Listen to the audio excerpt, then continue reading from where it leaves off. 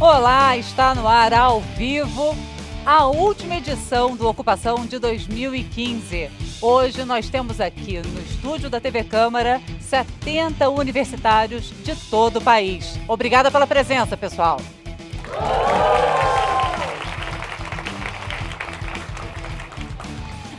E os nossos convidados desta edição são os deputados Arthur de Oliveira Maia, do Solidariedade da Bahia, e Edmilson Rodrigues, do PSOL do Pará. Eles estão aqui para responder as perguntas desses estudantes e também as perguntas de quem está em casa. O nosso assunto hoje é terrorismo e o risco de uma ameaça às Olimpíadas do Rio de Janeiro. Deputados, obrigada pela presença aqui no estúdio. Essa é a 10ª turma do estágio visita do ano. Até agora, eles já passaram por 4 dias de trabalhos intensos aqui no Congresso. E da mesma maneira como a gente fez no programa passado, nós pedimos a eles que fossem registrando essa experiência. Dessa vez, a gente tinha até um cinegrafista oficial. Confere aí.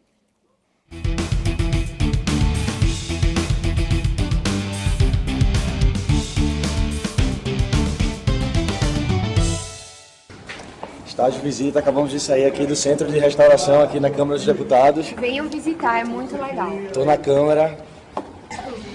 E aí, estamos aqui no estágio visita. Hoje E aí, estamos aqui, estágio visita. E aí, gurizada, nós estamos aqui na Biblioteca Pedro Aleixo e nós queremos convidar todos vocês para vir aqui na Câmara dos Deputados, visitar e conhecer toda essa literatura, todas essas obras que tem aqui.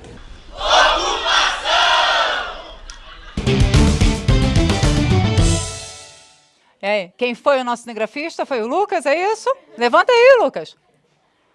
Palmas para ele, gente. Obrigada, Lucas. E se você que está em casa também tiver interesse em participar do estágio visita, é só procurar na internet. Todas as informações estão disponíveis na página da ocupação. Nosso endereço é câmara.leg.br/ocupação, sem o C cedilha e o acento. Bom, queria saber a opinião dos parlamentares sobre esse programa do estágio visita. Primeiro, o senhor deputado Arthur. Olha, é fundamental que o Congresso Nacional, a Câmara e o Senado estejam de braços abertos, até porque a percepção que as pessoas têm da política lá fora, certamente ela se transforma aqui dentro. Essa casa é uma casa de portas abertas, é sem dúvida o poder mais democrático da República. Não é assim no Judiciário, não é assim no Executivo. E é muito importante que as pessoas venham para cá e entendam e compreendam que a política é fundamental. E aqui é o exercício prático da política. Obrigada, deputado. Deputado Edmilson. A presença da juventude, especialmente os estudantes, que são produtores do conhecimento científico, futuros profissionais, né, de várias áreas científicas, enriquece, contribui com o aperfeiçoamento do poder legislativo, porque vocês têm um olhar crítico. E aqui vocês vão ver partidos diferentes, parlamentares com posições diferentes, os projetos mais variados, as comissões mais diversas, né? Debates muito quentes, acalorados, e vão ver a realidade concreta. A TV Câmara, a Rádio Câmara, o sistema de comunicação daqui é feito com muito profissionalismo, né? Os outros órgãos eu não assino tanto assim embaixo. Há muita distorção, muita manipulação, né? Agora, a presença de vocês é a realidade mais concreta possível. Ninguém está dizendo como é. Vocês sabem o que cada um pensa, quem assume a tribuna, a ideia que defende, aquele que foi o seu candidato, e você poder dizer, poxa, honrou meu voto, ou me decepcionei. O partido que você acredita e passar a ver que não é bem assim, não é? Quem defende uma ética, quem defende um futuro digno para o povo brasileiro, um Brasil soberano. Então, acho que parabéns a vocês por estarem aqui cumprindo essa missão. Obrigada, deputado. Bom, e até agora a gente estava falando sobre o estágio visita, que é promovido pela 2ª Secretaria. O nosso programa O Ocupação é um desses momentos de intercâmbio do estágio visita. Nós agora também estamos produzindo o Ocupação direto da comissão. Esses jovens participaram desse encontro, que é um bate-papo entre os jovens e os parlamentares, sem um tema definido, que você pode conferir na programação da TV Câmara, na próxima quinta-feira, dia 17, nesse mesmo horário, 19 horas. E lembrando que quem está em casa agora também participa dessa discussão que a gente vai dar início agora. Você pode mandar comentários e perguntas para os nossos convidados pelo Instagram, @Programa Ocupação, ou ainda pelo nosso perfil no Facebook, www.facebook.com/Programa Ocupação. Tem ainda o 0800 619 619. Antes de começar a discussão sobre terrorismo, vamos ver uma reportagem rápida sobre os principais ataques terroristas a eventos esportivos nas últimas décadas.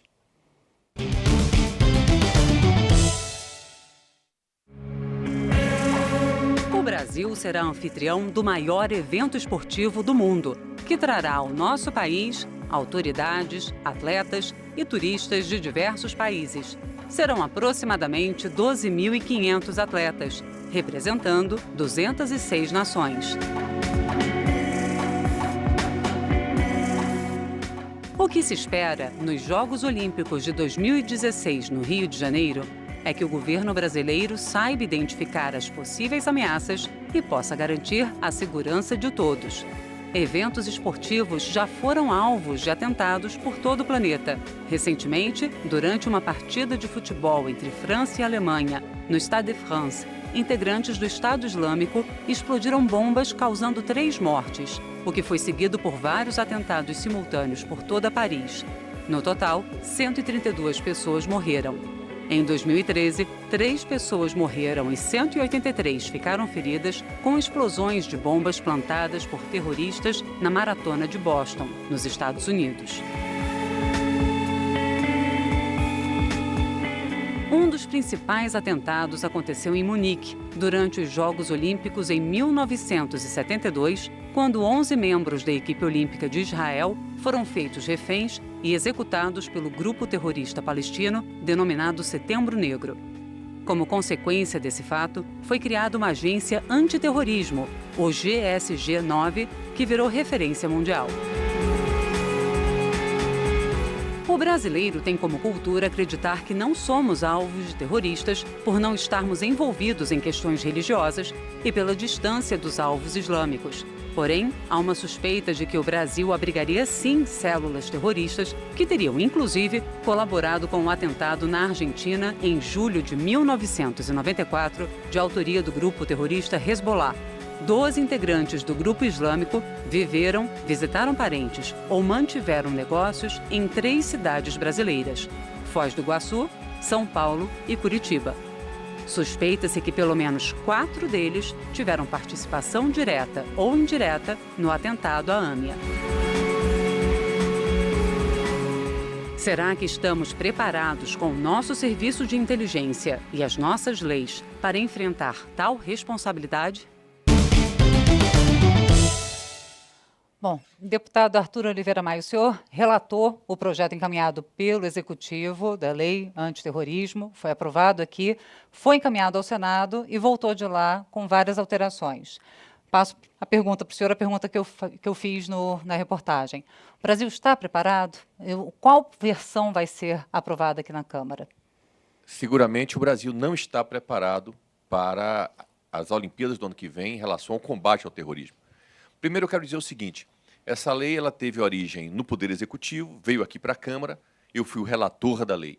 E havia uma disputa, ao meu ver, desnecessária, uma disputa de natureza política, porque existiam aqueles que queriam incluir na lei de terrorismo os movimentos sociais, dizendo que se não fizesse isso, eles estariam isentos para cometer absurdos e não serem punidos, e, de outro lado, aqueles que diziam que se os movimentos sociais fossem incluídos, seria um atentado contra a democracia. Nós chegamos ao meio termo, no nosso texto, dizendo o seguinte: os movimentos sociais não são alcançados pela lei antiterror, sem prejuízo da legislação penal que já existe. O que quer dizer isso? Quer dizer que é óbvio que o movimento dos sem terra, o movimento de uma manifestação social do tipo os black blocs, podem até causar um grande tumulto, até causar danos e até causar um ato criminoso. Mas isso não tem comparação com esse conceito do terrorismo internacional que nós estamos vendo. Então, nós fizemos a ressalva dizendo que os movimentos sociais não são alcançados pela lei, sem prejuízo de serem punidos. Se um black bloc vai para a rua e comete um assassinato, ele vai responder lá pelo crime de assassinato, mas não é terrorismo. No Senado mudaram. E nós vamos restabelecer o texto que fizemos aqui na Câmara, que vai voltar já voltou para a Câmara. Eu sou o relator e já decidimos que vamos fazer de novo a apresentação do mesmo parecer que deverá prevalecer, porque foi um acordo entre vários partidos. Obrigada, deputado. Agora, certamente, o Brasil não está preparado para enfrentar o terrorismo, até porque, segundo informações que foram divulgadas recentemente na imprensa, o Brasil não gastou até agora, esse ano, nem 1% do que está previsto no orçamento de 2015 para ações de combate ao terrorismo, que seria a compra de materiais, equipamentos, etc. Justamente por causa dessa crise econômica causada aí pelo governo que levou a essa condição e que realmente nos leva a muito despreparo para enfrentar as Olimpíadas no ano que vem. Obrigada, deputado. Deputado Edmilson, não gastamos os recursos necessários destinados ao combate ao terrorismo. As Olimpíadas estão chegando e as ações do Estado Islâmico ou de simpatizantes do Estado Islâmico, como foram as ações na Califórnia recentemente, se intensificando. Como o senhor vê essa situação? Eu vejo com preocupação, mas sem pavor. Eu não vejo a conveniência da lei apressadamente aprovada, apesar dos líderes dos partidos, com exceção do PSOL, não é, terem reunido e decidido.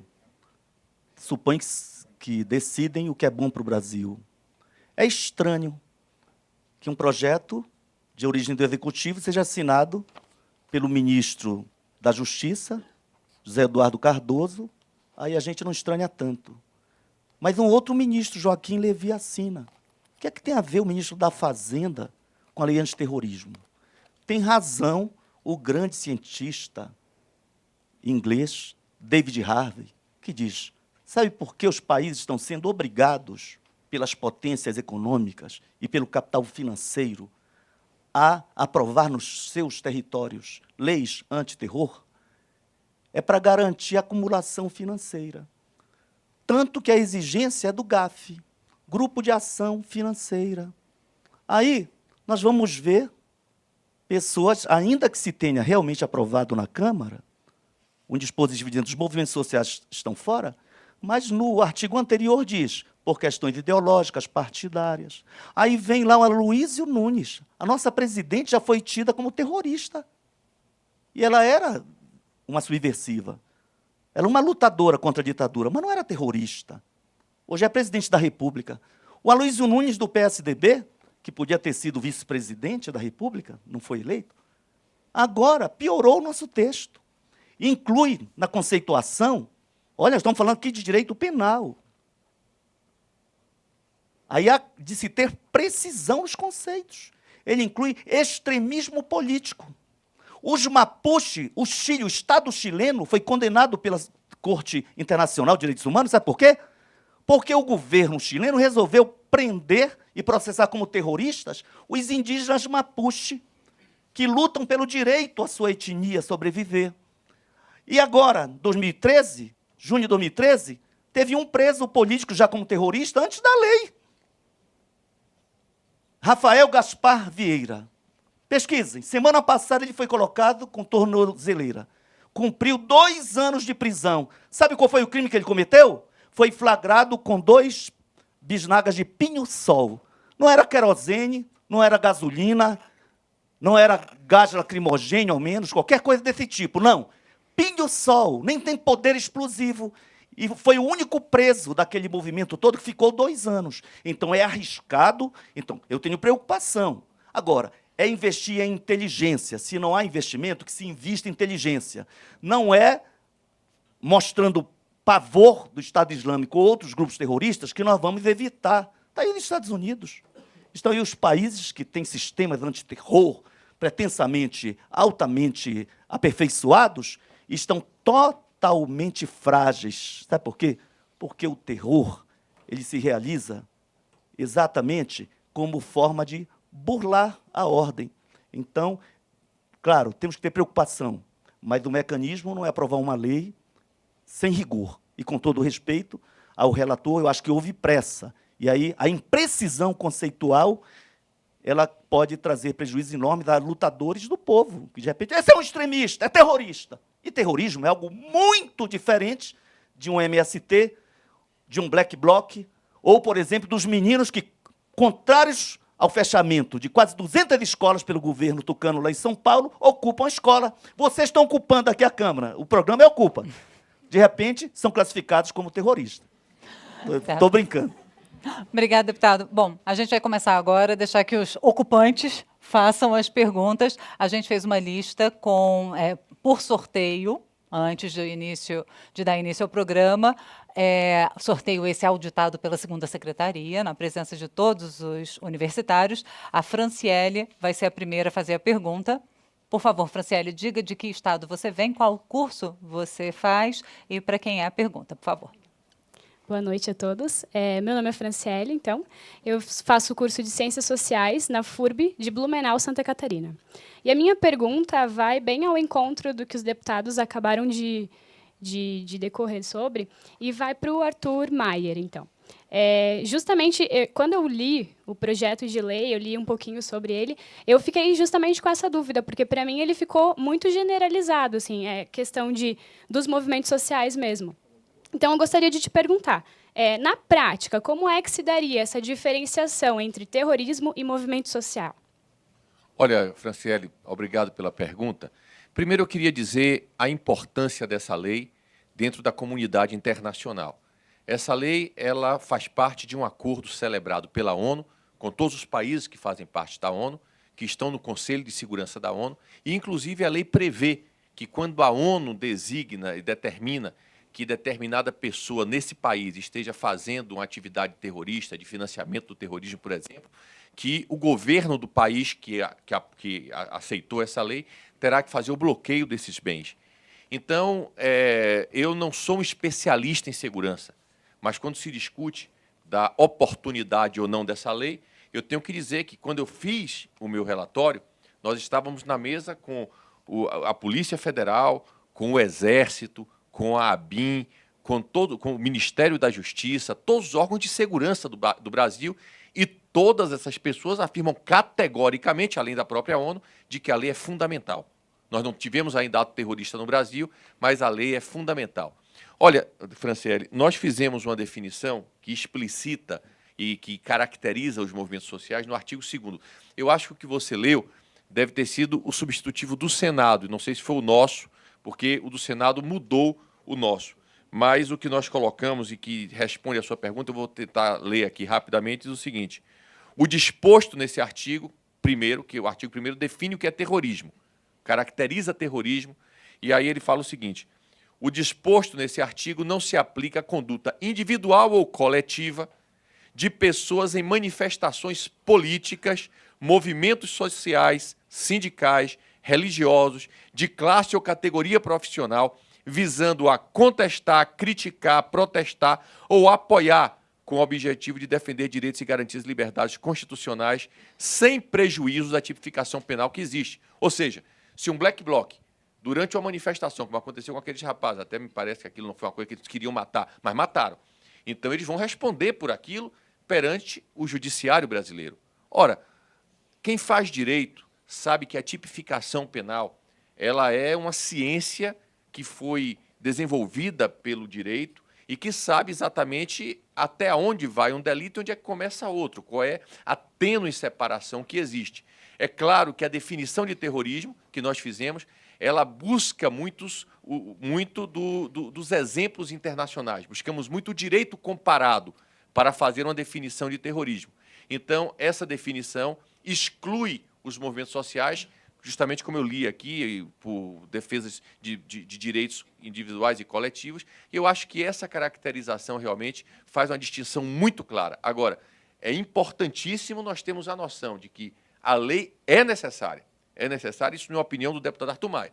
Eu não sou uma pessoa, como disse, especialista em segurança, mas eu tenho que acreditar na Polícia Federal, tenho que acreditar no Ministério da Justiça, tenho que acreditar no Exército e, sobretudo, ver o que está acontecendo no mundo. Há uma ameaça, o mundo nunca viveu um momento tão ruim em relação a isso. Portanto, a lei é fundamental. Obrigada, deputado. Agora, Vitor Hugo, você já está com o microfone, pode mandar. Meu nome é Vitor Hugo, sou da Universidade Católica de Brasília, faço Direito. Eu gostaria de fazer a pergunta para o deputado Edmilson. A facilitação da entrada de estrangeiros no país não gera um perigo maior para a segurança pública? Ou a imigração está preparada para identificar potenciais terroristas? Olha, o Brasil é um país democrático, muito solidário com os povos do mundo, né? Apesar de que o preconceito é grande contra imigrantes, especialmente quando são negros, né? Basta ver, quando cubanos vieram para o interior do país, onde médicos não querem ir, os formados no Brasil, e como grande parte é negra, sofreu o maior preconceito. Mas tem um programa que médicos canadenses, de olhos azuis, de 2 metros de altura, Médicos Sem Fronteira, que nunca recebeu uma crítica de um deputado aqui conservador. Então, há muito preconceito. No entanto, o povo é grandioso, é muito... Eu creio que sempre que houver risco, e há sempre risco, nós temos riscos a vida toda, todos os dias. Você diz que faz direito, né? Tu pode estar na tua sala, lá, estudando com outros meninos que fazem também direito, Bruno, e um deles tem um transtorno mental, está numa situação de transtorno mesmo, e te agredir. Pode ocorrer, correto? Pode ocorrer ato terrorista no Brasil? Pode. Como é que se reverte esse risco? É com precaução, é com profilaxia, é com trabalho de inteligência. A Copa do Mundo foi realizada num momento de crise política, grandes mobilizações sociais. Não ocorreu nada grave. Nós podemos ter Jogos Olímpicos sem nenhum problema, mesmo sem essa lente terrorista. Porque Munique, que foi citado no programa inicial, foi de 72. Em 89, criaram o GAF. 89. Nós já estamos, portanto, há quantos anos? 26 anos. De repente, o Brasil corre e parte de uma presidente que já foi classificada como terrorista sem ser. E, de repente, um senador que também fez da luta armada, foi preso, foi vítima da ditadura, e, de repente, fala que extremistas, e não sei o quê, cria conceitos totalmente frágeis, possibilitando que ocorra aqui muitas injustiças. Em tese, o direito oferece essa possibilidade de definir o limite entre um crime e outro e não se fazer injustiça, para se apenar corretamente conforme o crime. O que é movimento social?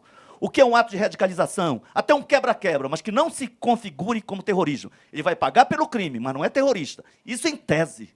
Mas nós vivemos num país onde todos os dias se mata gente e não tem pena de morte oficialmente. E a maioria dos que morrem são negros, jovens, na periferia. São vítimas do sistema.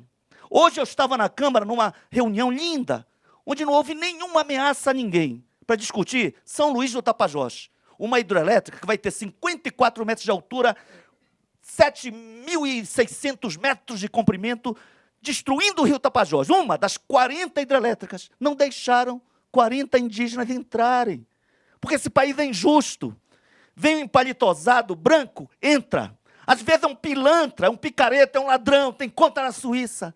Mas o indígena que está lutando para não ter a sua terra destruída, o seu direito destruído, como outros povos já foram vítimas, é tido como bandido, é tratado na casa do povo como bandido. Esse país injusto não pode, em nome do combate ao terrorismo, se apressar em fazer uma lei que acabe fragilizando o sistema penal brasileiro e cometendo injustiça. Eu citei aqui um jovem antes da lei estar aprovada. Imagina quantos jovens, por portarem uma garrafa de refrigerante, talvez, entrem na cadeia por não ter advogado, por não poder pagar advogado. Os ricos não matam índio, como aqui se matou, filhos de juízes, desembargadores, hoje tem até concursados no serviço público que mataram um índio queimado, o índio pataxó queimado aqui. Esse país é injusto, por isso temos que ter muito rigor na conceituação, nas mudanças na legislação penal brasileira, para não aumentar ainda mais o fosso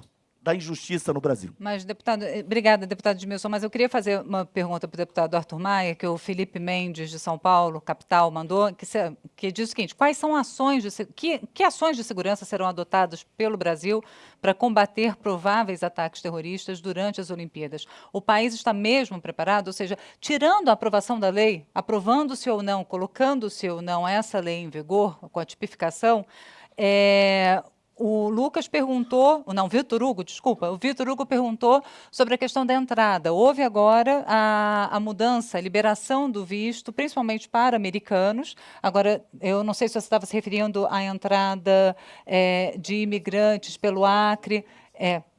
Agora, o próprio ministro do Turismo disse em entrevista que essa questão do visto não é tão significativa porque o Brasil já não exige visto para belgas e franceses, que é a nacionalidade dos suspeitos que cometeram os ataques em Paris, por exemplo. Né? Que outras medidas podem ser tomadas que não a aprovação da lei, deputado Arthur Maia? Veja bem, a nós no Congresso cabe fornecer ao país, dar ao país um instrumento legal que possibilite as nossas forças de segurança atuarem. Eu conversei muito com essas autoridades responsáveis pelo combate ao terrorismo, o superintendente da Polícia Federal, por exemplo. E ele, o doutor Leandro, sempre me chamou muita atenção para a possibilidade de se agir preventivamente. O terrorismo ele tem que ser combatido preventivamente, porque depois que acontece é fato consumado. Então, essa caracterização, é preciso na lei, e a lei traz isso, de dar à polícia a possibilidade de investigar quando há uma suspeita de terrorismo. Isso não existe hoje na lei brasileira. Por exemplo, se alguém for preso com um caminhão de explosivos, ele poderá ser enquadrado em estar portando uma substância perigosa, etc. Mas não, isso não caracteriza o terrorismo, porque tem muitos subcrimes que estão aqui contidos na lei. Por exemplo, fazer apologia ao terrorismo é crime. Em qualquer estado civilizado, qualquer país civilizado, isso é crime já hoje. Os que já assumiram esse compromisso com a ONU. Então, o sujeito que vai para a rua pregar o terrorismo, dizer que tem que explodir bomba, que tem que matar pessoas por questões de xenofobia, de religião, essa pessoa está incentivando que a prática do terrorismo, isso, pela lei, passará a ser caracterizado como crime.